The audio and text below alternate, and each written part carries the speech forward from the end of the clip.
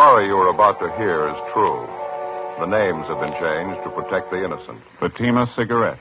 Best of all, king-size cigarettes brings you Dragnet.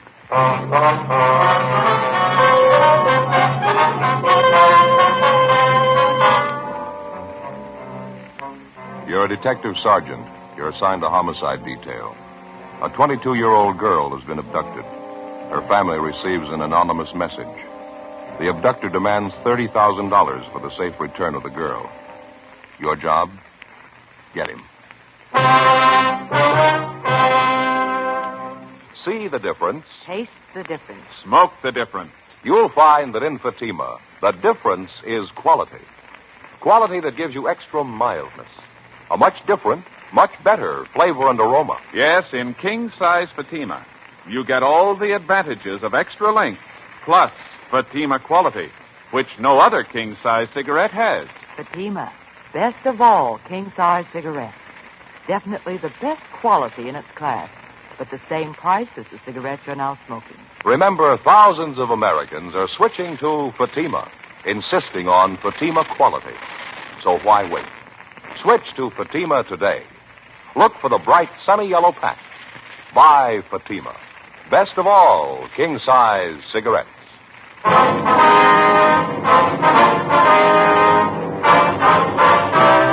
Dragnet, the documented drama of an actual crime. For the next 30 minutes, in cooperation with the Los Angeles Police Department, you will travel step by step on the side of the law through an actual case transcribed from official police files. From beginning to end, from crime to punishment, Dragnet is the story of your police force in action. It was Tuesday, October 18th. It was cloudy in Los Angeles. We were working the early morning watch out of homicide. My partner's Ben Romero. The boss is Thad Brown, chief of detectives. My name's Friday. I was on the way back from the stats office, and it was 3:26 a.m. when I got to room 42. Homicide. Hi, Brian. Hi. Got those mug shots you wanted, Joe. Here you go. Oh, thank you. The captain leave yet? They're waiting for me in the garage. You call Ben? I'm going to right now, yeah. Okay. I guess I better hustle it. See you out there, huh? Right, Brian.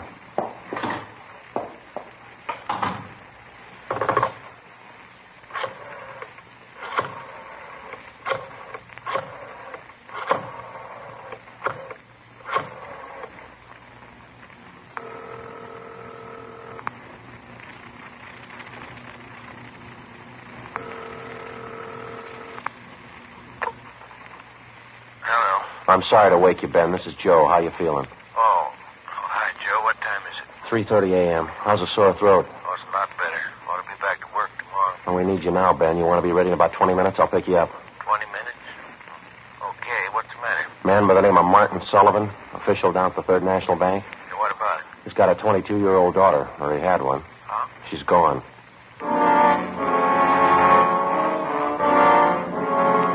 Less than 14 hours before, at 1 o'clock the previous afternoon, Judith Sullivan was last seen driving off in a car with a man who'd represented himself as a friend of her father's.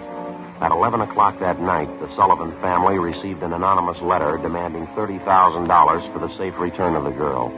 It had been the only contact made thus far by the abductor. As soon as we got word of what had happened from the girl's father, a broadcast and an APB had been gotten out. The entire force throughout the city had been alerted. 3:44 a.m. I pulled up in front of Ben's house.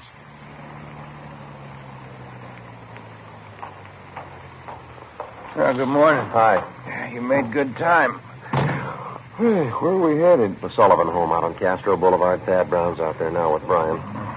Any leads to go on? No, not so far. The girl disappeared a little before 1 o'clock yesterday afternoon.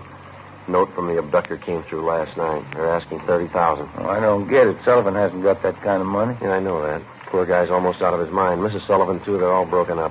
He filled me in. How'd it happen? Well, the girl was taken from a business school that she goes to. Man had her called out of class. He told her her father was sick. Said he was a friend of the family. How about the teachers? What was their story? Well, they said the girl didn't want to go with the man at first, but he finally talked her into it, kept telling her her father was dying. Yeah, lousy thing. Did he use a car? Yeah, blue sedan, that's all we know. Witnesses didn't get the make or the license number. Any description on the man? Yeah, they say about 5'9", 160, brown suit and dark hair. Is that all? That's it. Here's a copy of the letter that the Sullivans got. You can read it. It's the usual. All right, thanks. I have your daughter, Judy, get $30,000 quick if you want her back alive. Don't call police or I'll kill her. Contact you later, signed The Wolf. Who's he kidding? I don't know. I could think of a better name. Well, here we are.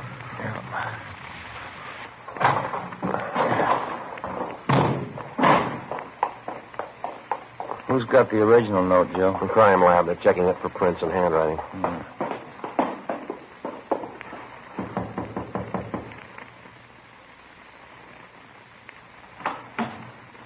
Hi, Joe Romero. In the living room. Thank you, Del. That's the way I see it, Mr. Sullivan. You understand exactly what you have to do now? Yes, I'll do as you say. All right, sir. Here are the two men who will help you. Sergeant Friday and Romero, Central Homicide. All right, Mr. Sullivan. Introduce. Mr. Brown, are you sure about all this? I keep thinking he might get frightened. He might do something to her. Believe me, Mr. Sullivan, it's the only way. I know how you must feel, but we can't do anything else. All right. I want to see Mrs. Sullivan first. Will you excuse me? I'll be ready in a moment. All right, fine. What is it, Chief? Any development?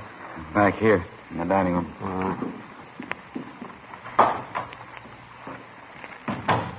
Yeah? That's it on the table. Second note from the guy. When did it come? Half an hour ago. The guy had it delivered by a special messenger, used a plain envelope. Messenger kid didn't know anything about it, doesn't remember what the guy looked like. Let's see, Joe. Yeah, I'll read it. It says, meet me in Elysian Park, 5 o'clock this morning near Balkan Drive. Come alone, bring 30,000. We'll return girl. Don't tell the cops. I'll kill her if you do. It's the same signature, Wolf. Not much time, Chief. It's 4 a.m. now. I know. What we'll have to do as he says. There's no other way. Sullivan's going out there alone, is he? You're going with him, you and Romero. You'll be hidden in the trunk of his car. All right. Anything else? Any plan you want us to follow? Get him, that's all. 4:15 a.m. Ben and I went out back to the garage where Mr. Sullivan's car was parked. We jammed ourselves into the trunk compartment, and Brian closed the door on us. The latch was rigged so that we could push open the door from the inside. A few minutes later, Mr. Sullivan came out, got in the car, and we drove off. At 3 minutes to 5, we pulled up at the designated meeting place up in Elysian Park. We waited. Nothing happened. 5 minutes past 5 a.m. Still nothing. Outside, it started to thunder. Rain's starting, man. Windy. Joe? Do you hear it? Yeah. A car coming up the road toward us, sounds like. Yeah. Wait a minute. Coming over this way. Yeah, sounds that way, doesn't it? Are you ready? Right. All right, easy. Coming back here. Watch it now.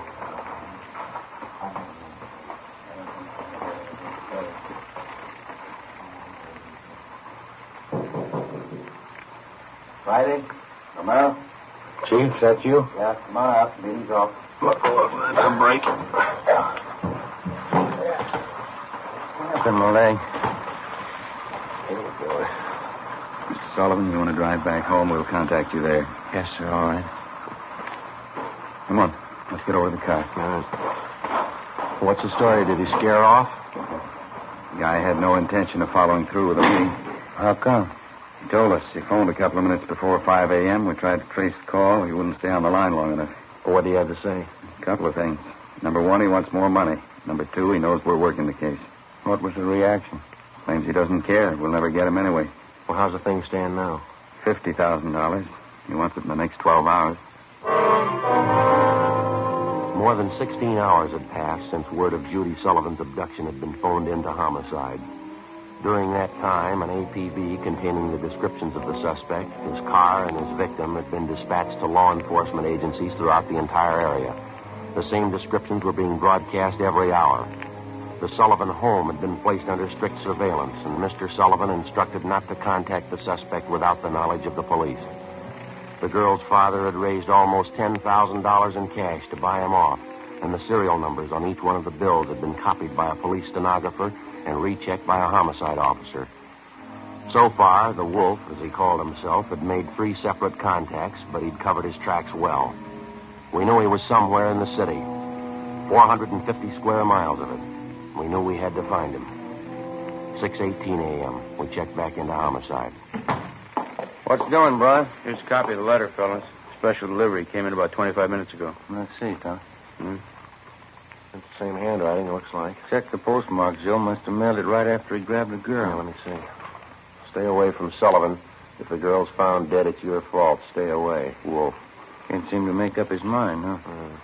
They checking the original of this for prints, Tom? Yeah, no word yet. How about that second note? Anything on that? Uh-huh. Stahl lifted a couple of prints, running them through R&I. So who's watching Sullivan House now? Gomez and Thaxter. Chief's out there, too. He's still afraid the girl's father will try to make a deal with the guy. He tried it yet? No, not yet. Well, you couldn't blame him if he did. He's worried sick. I got it. Homicide, Romero. Yeah, I try.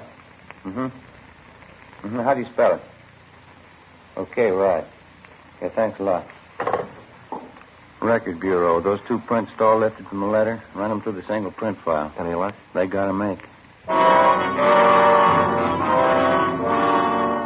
The fingerprint that was lifted from the suspect's letter was identified as belonging to a Donald Alfred Kiefer, WMA, age 29, 5 feet 8 inches, 170 pounds, brown eyes, dark brown hair. He had one previous arrest for forgery in Los Angeles 10 months before. At the time of his arrest, Kiefer's occupation was listed as bank clerk at the Third National Bank. Well, I went down the hall to the Record Bureau to pull the crime report. Brian checked by latent prints to see if they'd gotten anything off the last note from the suspect. Ben went to check with Don Meyer in handwriting. 7:23 a.m. Chief Thad Brown got back to the office. I showed him Kiefer's crime report. All right, what's the rundown on it? Well, at the time Kiefer pulled the forgery job at the bank, Mr. Sullivan was one of the vice presidents. He was the one that preferred charges against Kiefer, and he saw that he was prosecuted. Where's this Kiefer now? Well, let me check that. He was placed on probation on May 16th this year. He returned to his home in Omaha, Nebraska. That's 1380 Mackinac Avenue. You call Omaha? I got the call in now. Ben took an exemplar of Kiefer's handwriting from the package. Don Meyer's going over it now. Chief? Hi. What about that last note? I've got the report right here. How's it look? Well, Stahl lifted some prints off it, brought them out with the iodine fume gun. They match with the first. There's something else. What's that? They examined the paper for watermarks and texture. Both notes are written on the same paper. Impressions show both pieces of paper from the same tablet. Check the density of the carbon in the pencil he used. Both specimens match, same pencil. Joe. Oh, hi, Skipper. Hi. Did you catch up with Don Meyer, Ben? Yeah, he went over the handwriting. Looks pretty good. What's the word? It's as close as you can get. Here are the 2 exemplars. Francis crosses, double loops as L, open A's, pressure on the downstroke. Donald Kiefer, the wolf, same handwriting. By noontime, Donald Kiefer's description had been broadcast throughout the entire area. Bulletins were dispatched to all departments, and the supplementary APB was gotten out.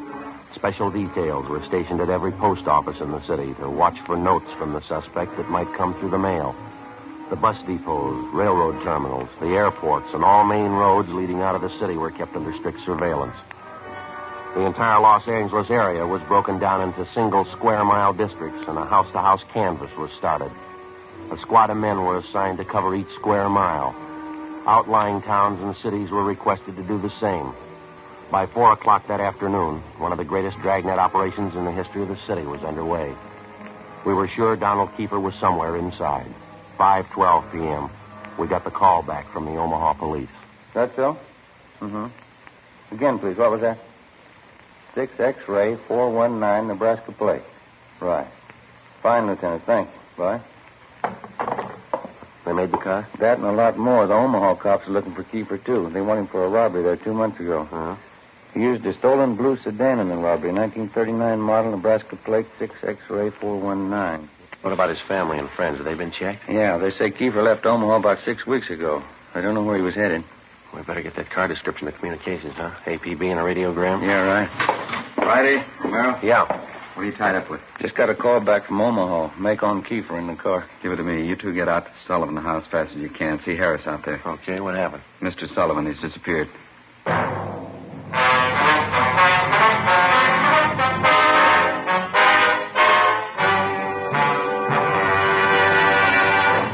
You are listening to Dragnet, authentic stories of your police force in action. Millions heard it. Yet only 54 have written. Starting on Dragnet over 2.5 months ago, on September 20th to be exact, Fatima made a special money-back offer to more than 10 million listeners. The results? Amazing. Millions heard it, yet only 54 have written. If you smoke king-size cigarettes, listen to Fatima's famous offer. Buy a pack of Fatimas. Enjoy their extra mildness and superbly blended tobaccos. If you're not convinced Fatima is better than the king-size cigarette you're now smoking, just return the pack and the unsmoked Fatimas before January 1st, and we'll give you your money back plus postage. Fatima, Box 37, New York 1. Remember, thousands and thousands of Americans are switching to king-size Fatima, insisting on Fatima quality. So compare Fatima yourself. When you see the difference, taste the difference, smoke that difference, you'll switch to Fatima. Because in Fatima, the difference is quality. Look for the bright, sunny yellow pack. Buy Fatima. Best of all, king-size cigarettes.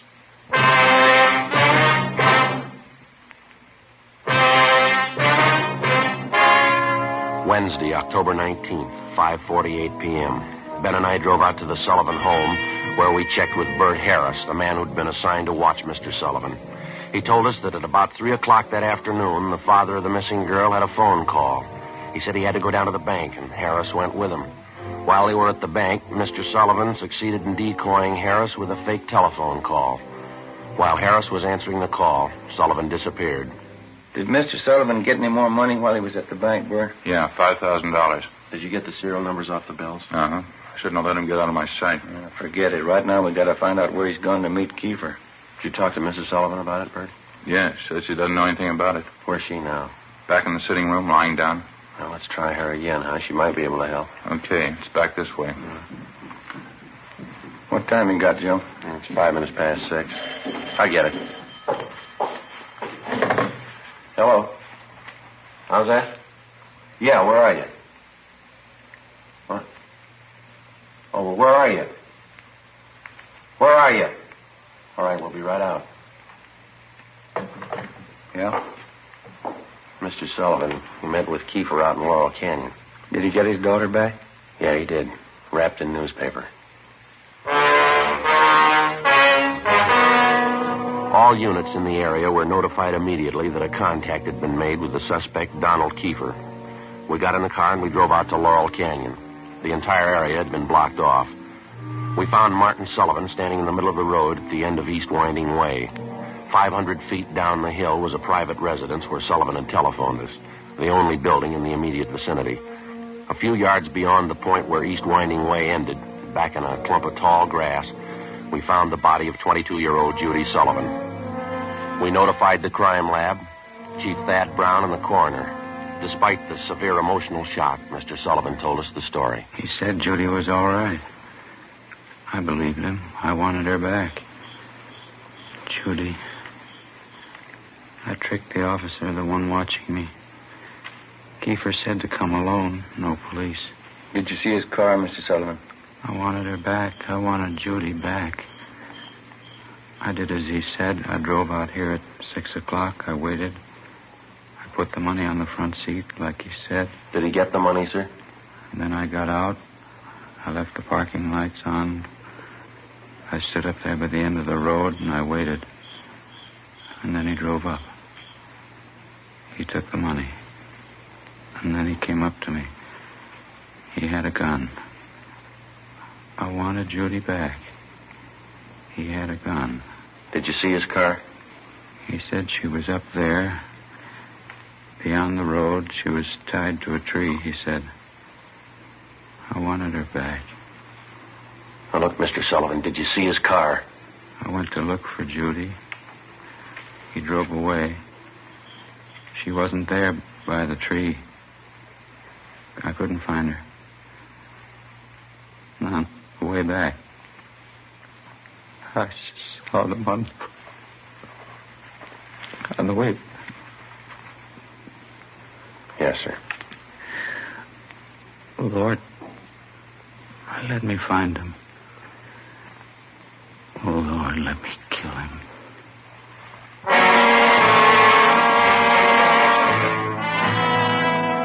he collapsed completely, we showed the dead girl's father a picture of Donald Kiefer, and he identified him definitely. The information was immediately relayed back to Central Division and rebroadcast over our entire radio system. Teletypes were dispatched to sheriff's offices and communications sent to law enforcement agencies throughout the country. 9:52 p.m. The house-to-house search was intensified. The Dragnet operation in which we hoped to trap the killer was drawing slowly inward. A few minutes before midnight, Ben and I drove back downtown to the crime lab to check with Lieutenant Lee Jones. Hi, fellas. Come on back. Anything yet, Lee? Just checking over these towels here. Found them wrapped around the girl's body inside the papers. Funny thing about them. What's that? All yesterday's papers. Every story about the girl's disappearance has been clipped out. Uh-huh. How about the towels? Any laundry marks at all, Lee? Nothing so far, Joe. Every one of them clipped off. Morgue post the body yet? You're doing it now. Nasty one. Yeah, it sure is. Any footprints or tire marks out where they found the body? Uh-huh, lots of them. Got two of the men checking them now. One thing... What is it, Lee? I don't know. Under the seam here, this towel. Wait a minute. Give me that pair of snippers, will you, Joe? Yeah. Here you go. Thanks. Press back under the seam here. There. That's one tag he missed. Yeah, can you read the marking? Greenway Apartments, Los Angeles. 12:34 a.m. We located the Greenway Apartments in the East Wilshire district, and we checked with the manager. He identified Kiefer's mugshot, but he said he hadn't been home to the apartment since the day before. We called the crime lab, and we went up to check the suspect's apartment. One look was enough. Lieutenant Lee Jones found specimens of the Sullivan girl's blood in the wash basin and the bathtub drains. In an adjoining garage, we found the car which Kiefer had used. A blue sedan, Nebraska plates, 6X-ray 419. A cancellation of the want order for the car was issued and a stakeout placed at the apartment and in the garage in case Kiefer decided to return. All that night and into the next day, the citywide dragnet went on. There was no sign of the killer. At 10 minutes past 2 that afternoon, the first piece of ransom money showed up. It was at a used car lot on the corner of Beverly and Naylor Streets. 2 hours later, another piece of the money turned up at a busy downtown department store. In both cases, the man who passed the stolen money was finally identified as Donald Kiefer. Details were strengthened in both areas where the money appeared. The search went on. 6:42 p.m. Ben and I got a call to meet Chief Thad Brown at the Hollywood Division Station.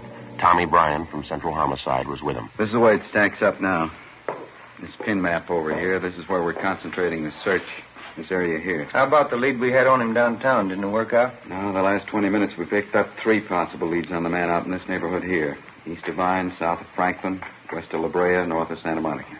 Mm-hmm. More ransom money show up? You got it there, Brian. Read it off. Yeah. 5:35, Sunset and Highland. Newsboy thought he saw Kiefer crossing the street. 20 minutes later, a salesgirl in the dime store up on Hollywood Boulevard thought she saw him. 10 minutes after that, he was reported seen near the intersection of Hollywood Boulevard and Las Palmas. You figure the reports are reliable? They were all checked out. Didn't put too much faith in him till a few minutes ago. How's that? $5 bill was passed at a cigar store, Hollywood Boulevard and Hawthorne, ransom money. We've already doubled the number of men and cars in the area. Men stationed at every intersection to keep an eye on pedestrian traffic. We're covering everything. Streets, stores, covering the whole neighborhood. I'll get it. Homicide, Brian. Yeah, just a minute. You, Chief. Oh. That, Brian? Yeah. Uh-huh. Where? Uh-huh. When was that? No, stay there. We'll be right there. Goodbye. Another piece of ransom money. Where'd it turn up? A theater on Hollywood Boulevard between Fairview and Hawthorne. Who passed the money? They think it was Kiefer? They're positive. They say he's in the theater right now.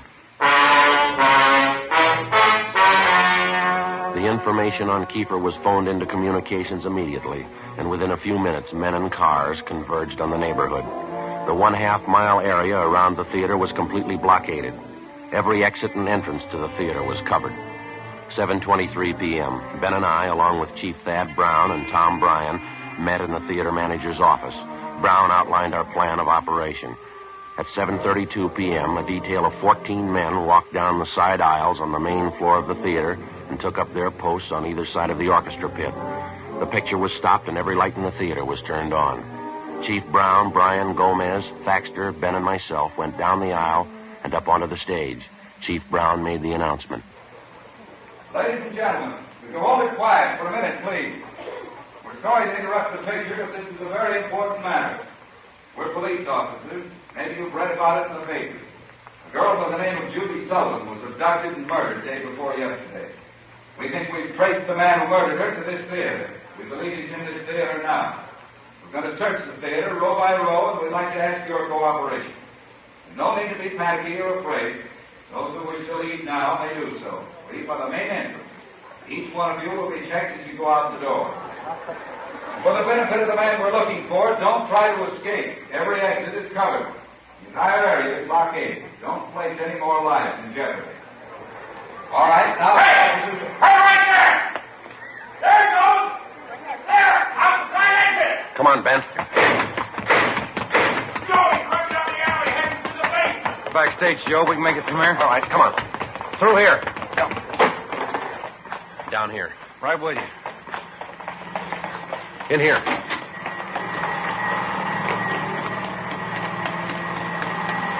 Come on, over here.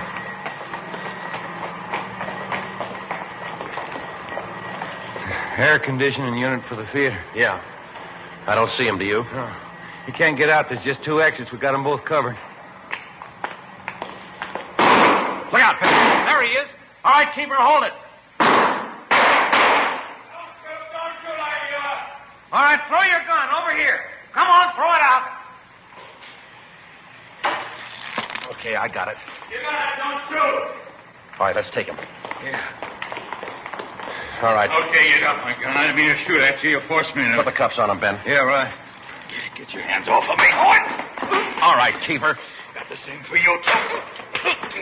Now, hold it. All right, Ben, you all right? Yeah. All right, try the cuffs on him now, huh? Yeah, Got him, huh? Yeah, it's a rough one. Hey, it's starting to rain again. It's really pouring out there. Yeah? Guess we better get him out the car, huh? What's the hurry? How do you mean? Why spoil a good rain?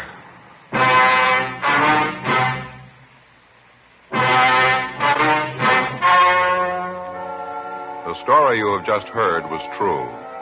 The names were changed to protect the innocent. On January 19th, trial was held in Superior Court, Department 87, City and County of Los Angeles, State of California. In a moment, the results of that trial. Now here is our star, Jack Webb. Thank you, George Fenneman. Friends, this Sunday evening, December 16th, Fatima brings you a television preview of Dragnet on Sound Off Time on NBC. Check your papers for the time. Now, it's an actual case history filmed right on the spot, right at the City Hall, downtown Los Angeles. Starting in January, Dragnet will be seen regularly on television, in addition to Dragnet Radio. Now, remember, Fatima is making all this possible and making it possible for you to give the best this Christmas to everybody who smokes king-size cigarettes. Fatima in the new holiday gift carton. It's the smartest of all Christmas cartons, just as it should be, because Fatima is the best of all king-size cigarettes. Give Fatima.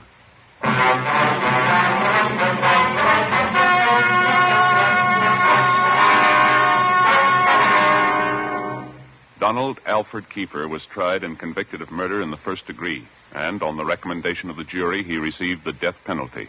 He was executed in the lethal gas chamber at the State Penitentiary, San Quentin, California.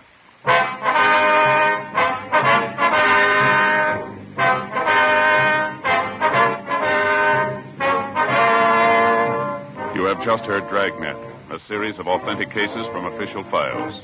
Technical advice comes from the Office of Chief of Police W.H. Parker, Los Angeles Police Department. Barton Yarborough as Sergeant Ben Romero. Also heard were Whit Connor and Vic Perrin. Script by Jim Moser. Music by Walter Schumann. Hal Gibney speaking.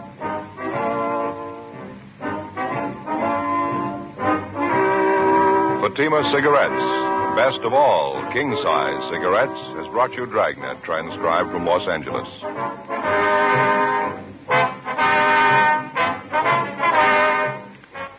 Counter Spy fights international intrigue next on NBC.